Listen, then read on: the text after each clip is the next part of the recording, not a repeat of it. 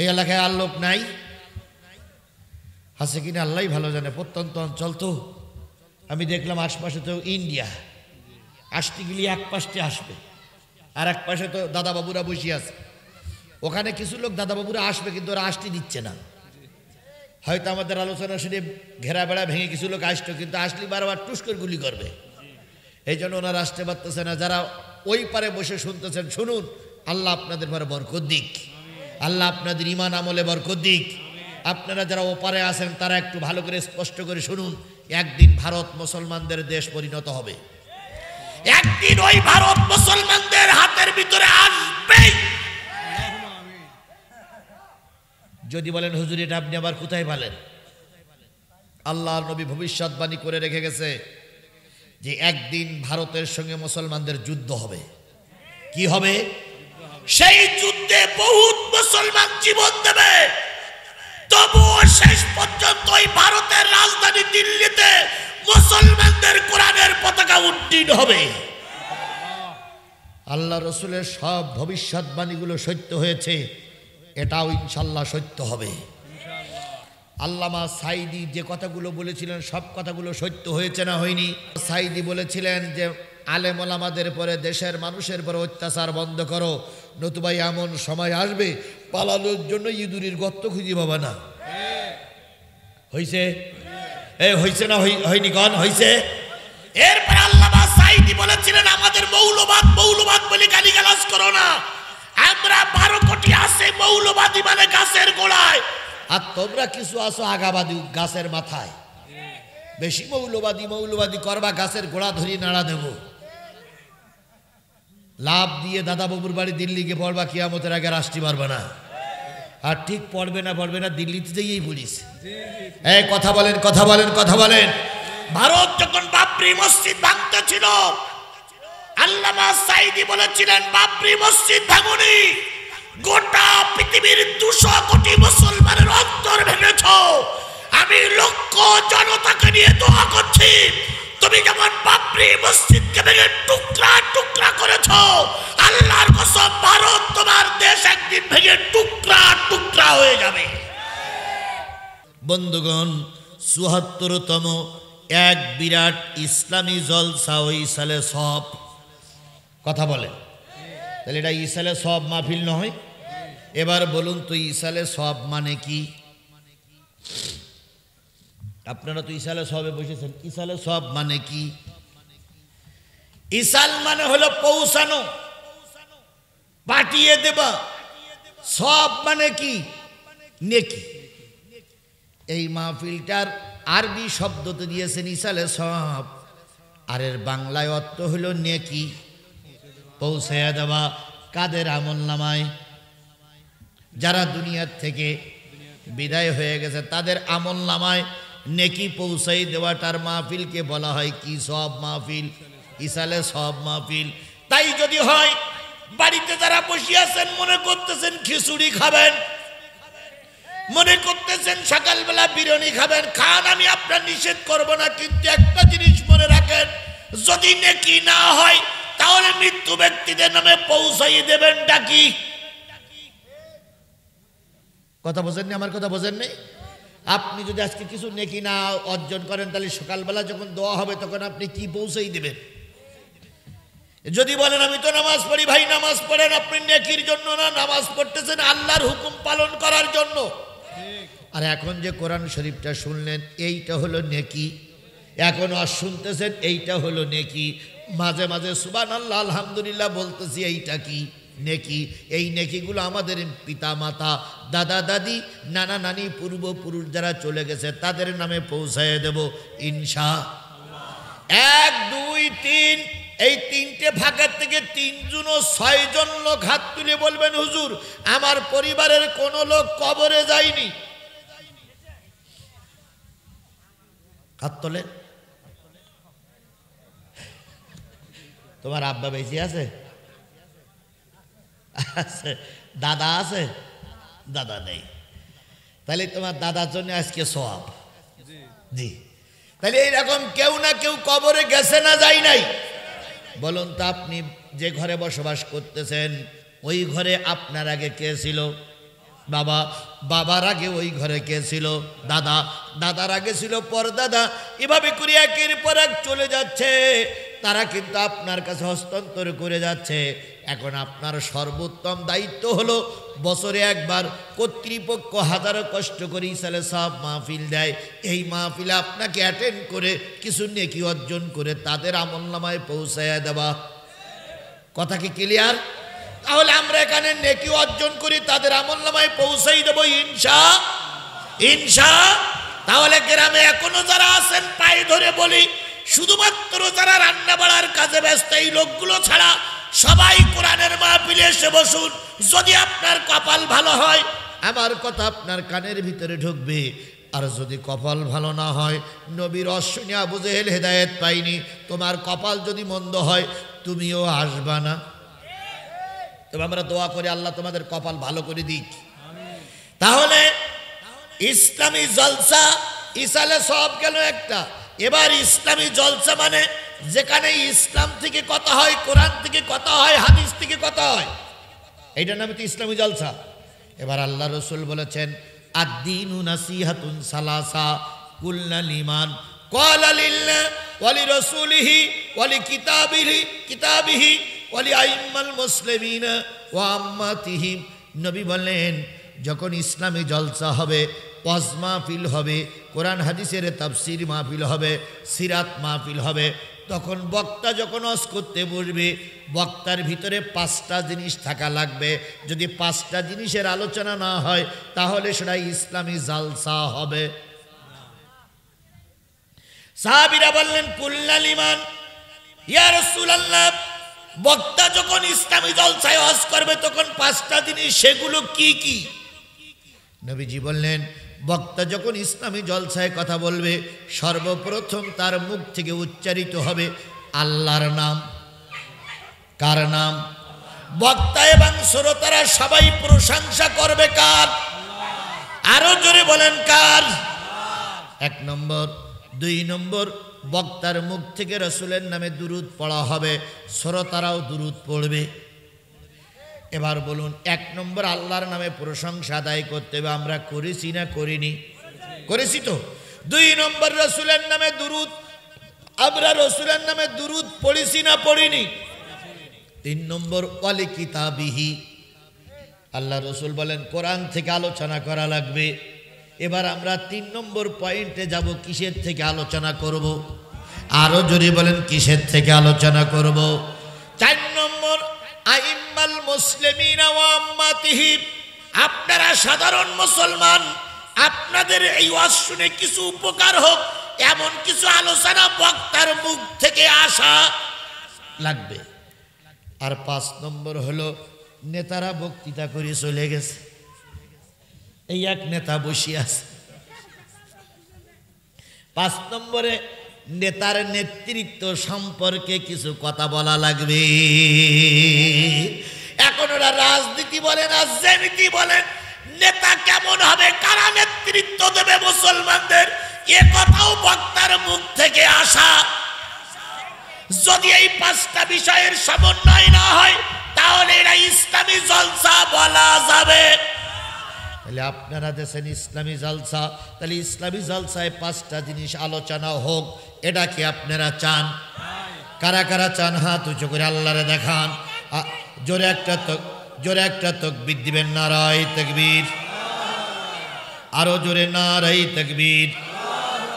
আল কোরআনের আলো, তোমার নেতা আমার নেতা, দুনিয়ার মুসলিম, লিল্লাহে তাকবীর। তাহলে 5টা বিষয়ের আলোচনা।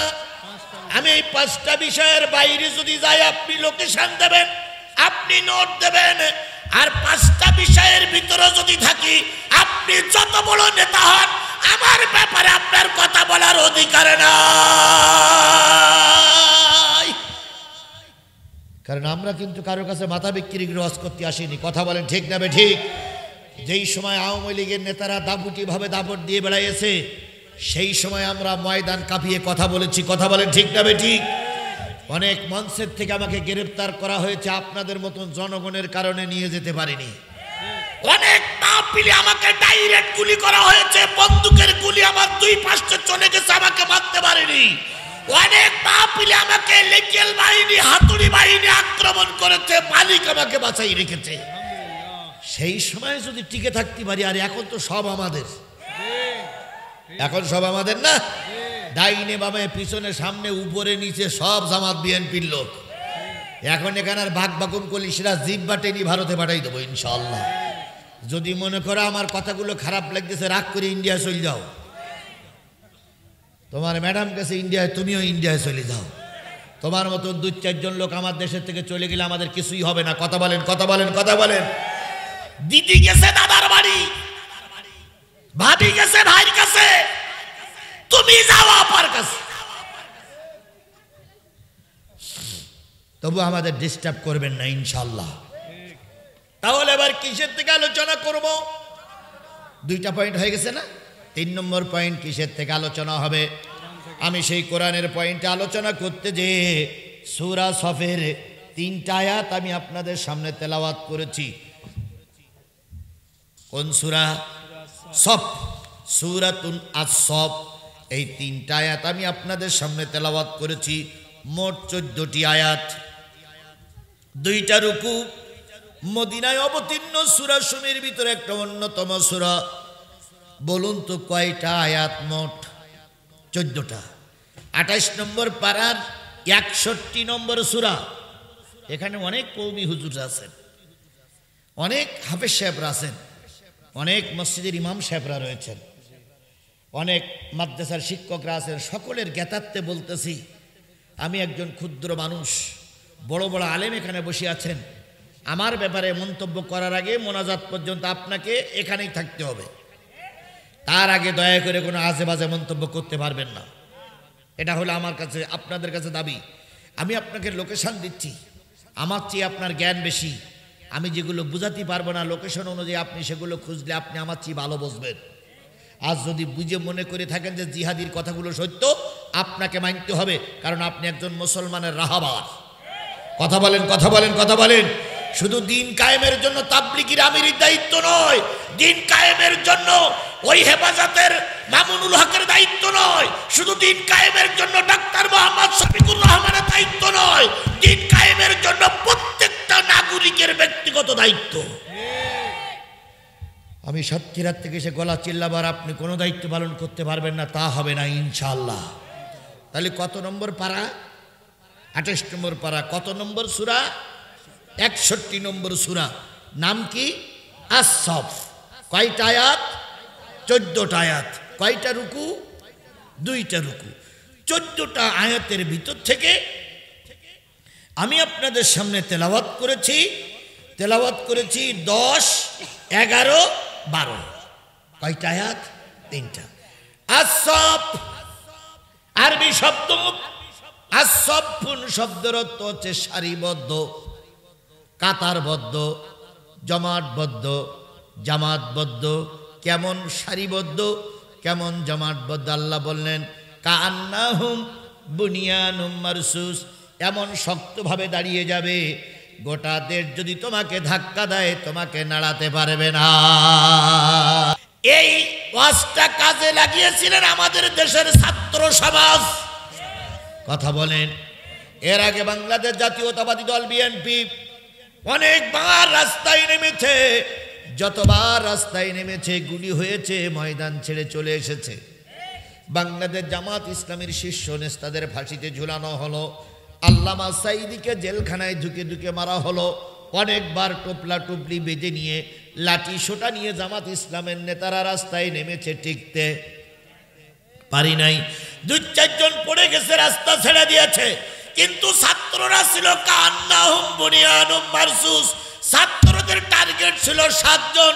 প্রথম জন মারা গেলে দ্বিতীয় জন দাঁড়াবা, দ্বিতীয় জন মারা গেলে তৃতীয় জন দাঁড়াবা, তৃতীয় জন মারা গেলে চতুর্থ জন দাঁড়াবা, চতুর্থ জন মারা গেলে পঞ্চম দাঁড়াবা। এভাবে করতে করতে 6 জন যখন মারা যাবে, 7 জনের হাতে দায়িত্ব দিয়ে পিছনের আরো 2 জনকে ডেকে বলবা যে আমরা 7 জন ছিলাম, চলে যাচ্ছি, তোমরা দায়িত্ব নাও। এভাবে করে পরিকল্পনা নিয়ে তারা রাস্তায় নেমেছিল। এই জন্য আল্লাহ পাক তাদেরকে বিজয়ের মালা দিয়ে ঘরে পরাইয়াছে। তাই আল্লাহ বলতেছে কান্নাহুম বুনিয়ানুম মারসুস, সীসা ঢালা পাহাড়ের মতন শক্ত হয়ে দাঁড়াবা। তুফান লাগবে, তুফান ছিটকে চলে যাবে, তবু তুফানে তোমাকে টলাইতে পারবে না। এর নাম মুসলমান। বাংলাদেশ জামাত ইসলামের শীর্ষ নেতাদের যখন ফাঁসির কাস্টে ঝুলানো হলো, এই ফেরাউনির বাচ্চা, এই ব্যক্তির বাচ্চা বলেছিল হুজুররা আর সোজা হয়ে দাঁড়াতে পারবে না, কি তাই বলেছিল না? তারপরে দেখেন ধৈর্যের কি গুণ। ধৈর্য ধরার কারণে এখন গোটা বাংলাদেশ জামাত বিএনপির হাতে।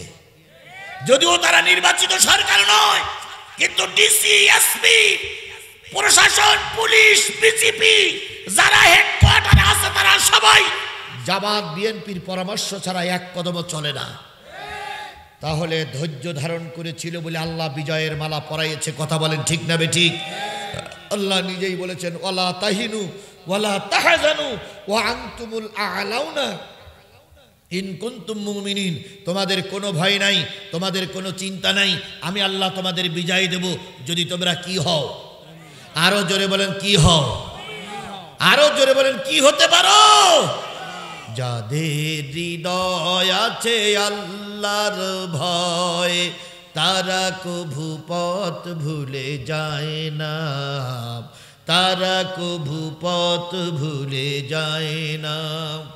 আল্লাহর প্রেম ছাড়া এই দুনিয়ায় কারো কাছে কোনো কিছু চায় না। রাতের আধারে যারা সিজদাতে রয়, দু চোখের অশ্রুতে নদী যেন বয়। ছলনার হাত চানি যতই আসুক, ছলনার হাত চানি যতই আসুক, পিছনে ফিরেও তাকায় না। যাদের হৃদয় আছে আল্লাহর ভয়, তারা কভু পথ ভুলে যায় না। তাহলে দিনাজপুরের মুসলমানের কাছে একটা শপথ আমি নিতে চাই। এখানে যে যে দলের কর্মী হন আমার দুঃখ নাই, কিন্তু দিন কায়েমের জন্য যদি ডাক আসে, ময়দানে যদি নামা লাগে, কান্নাহুম বুনিয়ানুম মারসুস, সীসা ঢালা পাহাড়ের মতন সীমান্ত এলাকায় দাঁড়িয়ে যাব। বাতিলের কাছে মাথা নত করব না, কাপুরুষের মতন ঘরে ফিরে যাব না। আমার কথার সঙ্গে কি আপনারা একমত? জোরে বলেন একমত। আল্লাহ আপনাদেরকে দ্বীনের পক্ষে কবুল করুক। তাহলে বলছিলাম কোন সূরা, কয়টা আয়াত? আমার তেলাওয়াতকৃত আয়াত কয়টা? এই 3টা আয়াত যখন নাজিল হলো, আল্লাহর নবী তখন মদিনার প্রেসিডেন্ট। এটা সুবহানাল্লাহ বলবেন না? আর একটু জোরে সুবহানাল্লাহ বলা যাবে না? নবী মদিনার প্রেসিডেন্ট, কাজটা কি ঠিক? কথাবার্তারা ভেবে চিন্তে বলবেন। নবী দেশের প্রেসিডেন্ট, কাজটা কি ঠিক? নবী মানুষ আবার রাজনীতি করবে কেন?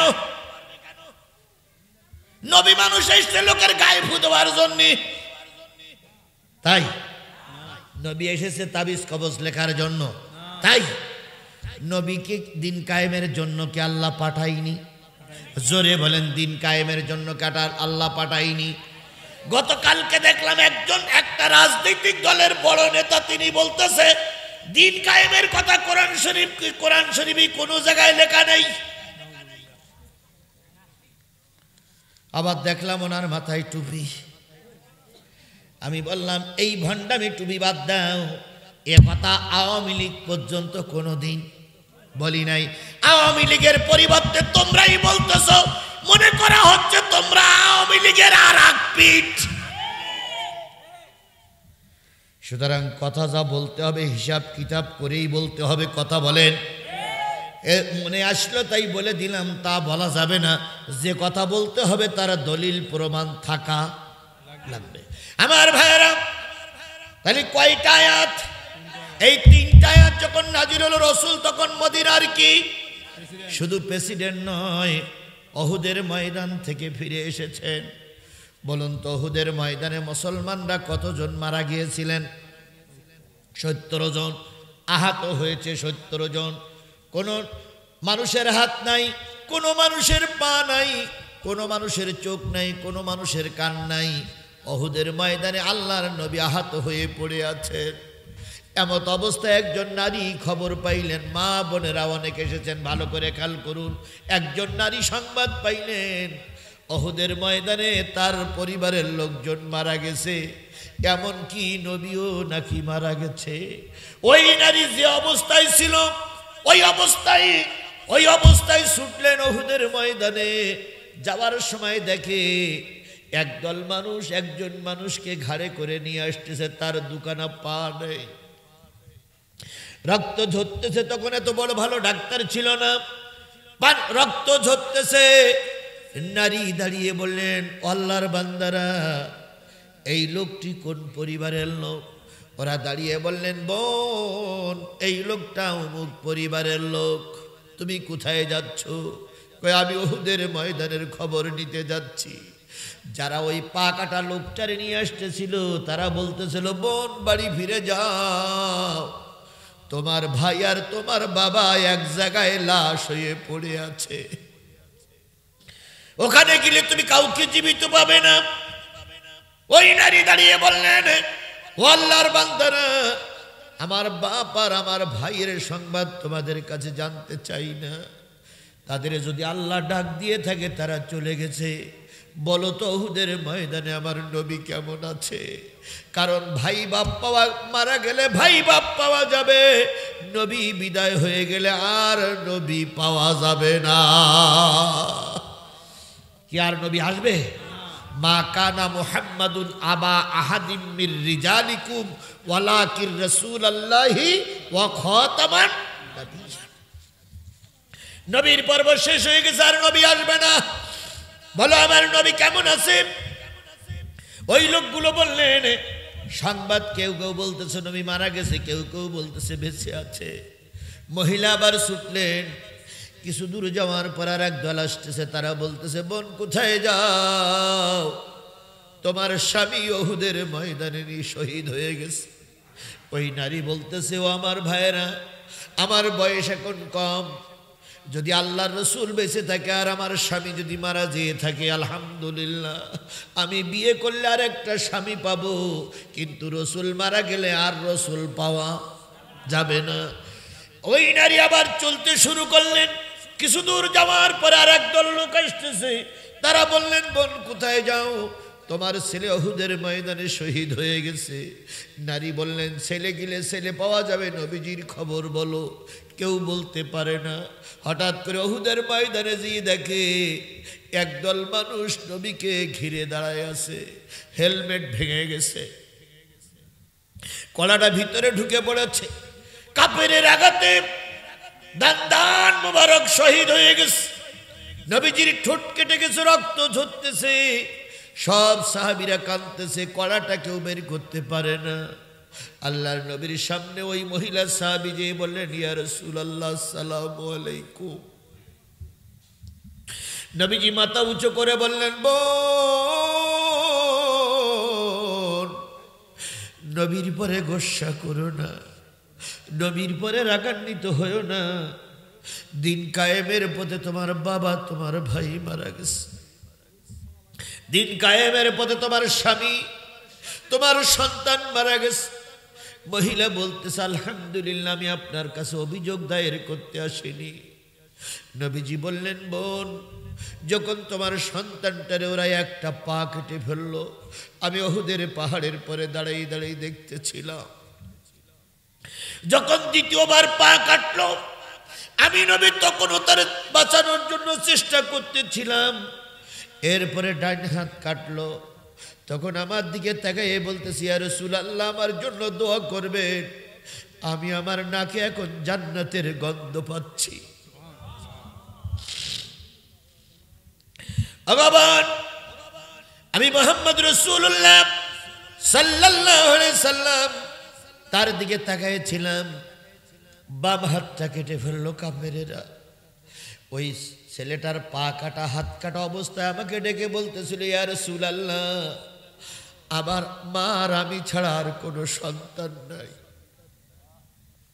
কিছুক্ষণ পরে আমার মা আসবে আমাকে খোঁজার জন্য। আমার মাকে বলে দিবেন, আল্লাহর বান্দি, তোমার সন্তান জান্নাতের সুঘ্রাণ নিয়ে চলে গেছে, তুমি ধৈর্য ধারণ করিও, আল্লাহ পাক তোমার শহীদের মা বানায় দেবে। এবার নারী বলতেছি, ইয়া রাসূলুল্লাহ, এর জন্য আমি মোটো পেরেশানিতে ভুগতেছি না, সন্তান মারা গেছে আলহামদুলিল্লাহ। আমার জীবনের সবচেয়ে খুশির দিন যে আপনি এখনো আমার সামনে বেঁচে আছেন। লা ইউমিনু আহাদুকুম হাত্তা কুনা হাব্বা ইলাইহি মিন ওয়ালিদিহি ওয়া ওয়ালাদিহি ওয়ান নাসি আজমাইন। ততক্ষণ পর্যন্ত কোনো ব্যক্তি পুরাপুরি মুমিন হতে পারবে না যতক্ষণ সে তার পিতামাতা, ভাই বোন, স্ত্রী পরিজন, সন্তান সন্ততি, ছেলে মেয়ে, বিবি বাচ্চা, রাষ্ট্রীয় নেতাদের চাইতে আল্লাহর নবীকে বেশি ভালোবাসতে না পারবে, ততক্ষণ পর্যন্ত একজন মুসলমান মুমিন হিসাবে দাবি করতে পারবে না। সেই নবীর ভালোবাসা আমাদের দিলের ভিতরে 100% থাকা লাগবে। কথা বলেন ঠিক না ঠিক? 99% থাকলেও তোমার ভাইয়েরা কষ্ট পাচ্ছেন আপনারা? চলবে চলবে।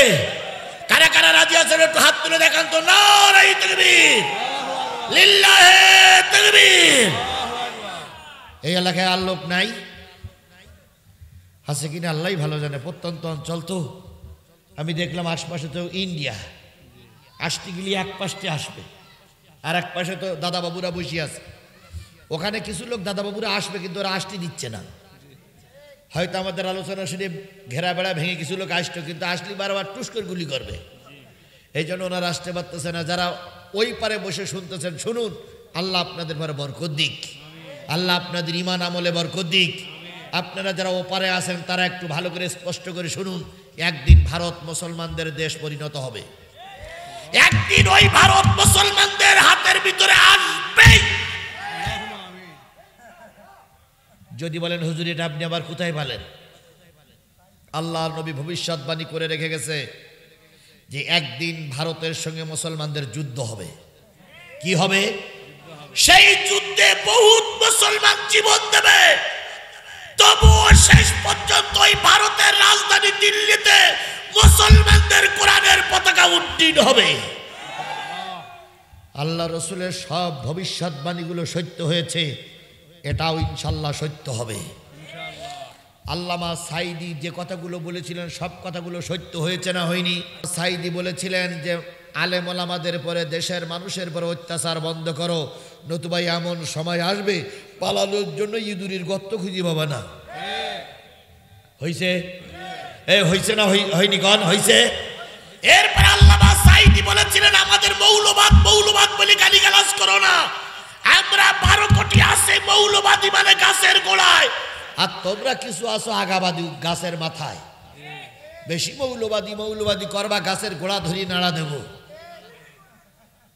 লাভ দিয়ে দাদা বাবুর বাড়ি দিল্লি গিয়ে পড়বা, কিয়ামতের আগে আসতে পারবে না। আর ঠিক পড়বে না দিল্লিতে যেয়েই পড়িস। কথা বলেন। ভারত যখন বাবরি মসজিদ ভাঙতে ছিল, আল্লামা সাইদি বলেছিলেন বাবরি মসজিদ ভাঙুনি, গোটা পৃথিবীর 200 কোটি মুসলমানের অন্তর ভেঙেছ। আমি লক্ষ জনতাকে নিয়ে দোয়া করছি, তুমি যেমন বাবরি মসজিদকে ভেঙে টুকরা টুকরা করেছ, আল্লাহর কসম ভারত তোমার দেশ একদিন ভেঙে টুকরা টুকরা হয়ে যাবে। আল্লামা সাইদির সব কথাগুলো সত্যে পরিণত হয়েছে। ভারত একদিন ভেঙে টুকরা টুকরা হবে ইনশাল্লাহ বলেন, ইনশাল্লাহ বলেন, ইনশাল্লাহ বলেন। 7 সিস্টার, ভারতের 7 সিস্টার ভাগ হয়ে যাওয়ার পথে।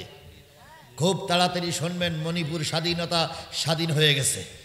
আর একটা প্রদেশ স্বাধীন ঘোষণা করলে একসঙ্গে প্রায় 14টা প্রদেশ ওই ভারত থেকে বেরিয়ে যাবে, তখন হবে ফাইনাল খেলা। আরে ভয় দেখাও, আমরা মরলে শহীদ, বাঁচলে গাজী। আর তোমরা কাকড়া খাওয়া জাতি, মরলু শ্মশানে, বাঁচলেও শ্মশানে, পরকালেও শ্মশানে। শ্মশানে কি আগুন থাকে না? তাহলে বাঁচলু আগুন, মরলু আগুন, পরকালেও নরক, ওটাও আগুন। আমরা আমাদের জীবনের চাইতে ইসলামকে বেশি ভালোবাসি। আমার ভাইয়েরা, নবী সাল্লাল্লাহু আলাইহি ওয়াসাল্লাম উহুদের ময়দানে কতজন শহীদ হয়ে গেলেন? 70 জন। আহত হলো কয়জন? 70 জন। আল্লাহর নবীর দাঁত ভেঙে গেছে, জিহ্বা কেটে গেছে, হেলমেট ভেঙে গেছে। আহত নবী ঘরে ফিরে আসলেন। এমত অবস্থায় পরের দিন জোহরের আজান হয়ে গেল। সব সাহাবীরা মসজিদে আসলেন। কোন সাহাবীর একটা চোখ নাই, কোন সাহাবীর কান কেটে গেছে, কোন সাহাবীর একটা দুইটা আঙুল নাই, কোন সাহাবীর পায়ের একটা অংশ নাই। নামাজে দাঁড়ালেন, নামাজ হয়ে গেল। নবীজি খোঁড়াইতে খোঁড়াইতে আহত নবী আয়েশার ঘরে চলে গেলেন। এবার যারা ভিতরে ছিল তারা সবাই মিলে বলতেছে, আমরা এত কষ্ট করলাম, 70 জন ভাই উহুদের ময়দানে মারা গেল। এমন কি আমল আছে যেই আমল করলে আমরা অল্প আমল করে অনেক পুরস্কার পেতে পারি, আমরা যেন জান্নাত পেতে পারি? এবার সব সাহাবীরা বলতেছে, আবু বকর তুমি প্রশ্নটা নবীর কাছে করো। আবু বকর বললেন, নবীজির হেলমেট ভেঙে গেছে, কড়া ভেঙে গেছে, নবীজি আহত, নবীজি গর্তের ভিতরে পড়েছিলেন, আমি নবীকে কষ্ট দিতে পারবো না, প্রশ্ন করার মতন পরিবেশ নাই। ওমর প্রশ্নটা তুমি করো। ওমর বললেন, প্রশ্ন তো করব, আমি এক সময় নবীকে এসেছিলাম মারার জন্য, নবী যদি সেই কথা মনে করে হয়তো আমার জন্য সুপারিশ করবে না, আমি প্রশ্ন করতে পারবো না। আলী তুমি প্রশ্ন করো, ওসমান তুমি প্রশ্ন করো। কেউ যখন প্রশ্ন করতেছিলেন না, আলোচনা করতেছিলেন, কিন্তু কেউ প্রশ্ন করতেছিলেন না, সেই সময় আল্লাহ পাক জিবরাইলের দিয়ে এই 3টা আয়াত নাজিল করলেন। কয়টা আয়াত? নবীজির পরে ওহী নাজিল হলো। ওহীর অ্যাকশন কেটে যাওয়ার পরে সাহাবীদের সামনে এসে বলতেছেন, ইয়া আইয়ুহাল্লাযীনা আমানু হাল আদুল্লুকুম আলা তিজারাতিন তুনজিকুম মিন আযাবিন আলীম।